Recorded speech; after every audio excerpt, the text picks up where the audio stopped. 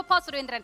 ഈ കേരളത്തിൽ ഈ അടുത്ത കാലത്ത് എവിടെ മത്സരിച്ചാലും കൃത്യമായി വോട്ട് ശതമാനം ഉയർത്തിക്കൊണ്ടുവരുന്ന ഒരു വ്യക്തിയാണ് ശോഭാ സുരേന്ദ്രൻ. അത് വാസ്തവമാണ്. അല്ലെങ്കിൽ തന്നെ പാലക്കാട് BJPക്ക് നല്ല ഗ്രൗണ്ട് ഉണ്ട്, അവിടേക്കാണ് ശോഭാ സുരേന്ദ്രൻ വരുന്നത്. കോൺഗ്രസിനെ സംബന്ധിച്ച് അത്ര ഉറപ്പുള്ള മറ്റൊരു കാൻഡിഡേറ്റ് ഇല്ലെന്നിട്ടാണോ രമേശ് പിഷാരടി അവിടെ മത്സരിപ്പിക്കുന്നത്? അങ്ങനെയാണെങ്കിൽ BJP കോൺഗ്രസ് ഡീലല്ലേ അവിടെ അല്പം കൂടി സംശയിക്കേണ്ടത്? വളരെ ഡയറക്റ്റായി NDAയും UDFും തമ്മിൽ മത്സരം നടക്കുന്ന ഒരു മണ്ഡലത്തിൽ താരതമ്യേന ദുർബലൻ എന്ന് തന്നെ വിശേഷിപ്പിക്കാവുന്ന രമേശ് പിഷാരടി എന്ന് പറയുന്നത് കേരളത്തിൽ ഒരുപക്ഷെ ഏത് മണ്ഡലത്തിൽ കൊണ്ടുവന്ന് നിർത്തിയാലും അറിയപ്പെടുന്ന ഒരു പോപ്പുലറായ ഒരു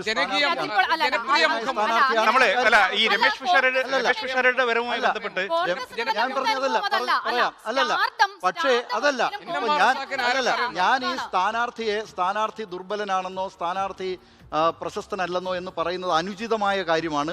ഏത് സ്ഥാനാർത്ഥിയായാലും ആ സ്ഥാനാർത്ഥി അവിടെ വിജയിക്കാൻ വേണ്ടിയാണ് അവിടെ നിർത്തുന്നത് എന്നൊക്കെ അറിയാം. പക്ഷേ ഇത് നോക്കൂ, NRM റസാഖ് അദ്ദേഹത്തിൻ്റെ കഴിവിനെയോ അദ്ദേഹത്തിൻ്റെ അവിടുത്തെ ജനകീയ ബന്ധത്തെയോ കുറിച്ച് എനിക്ക് അത്ര വിശദമായിട്ടൊന്നും അറിയില്ല.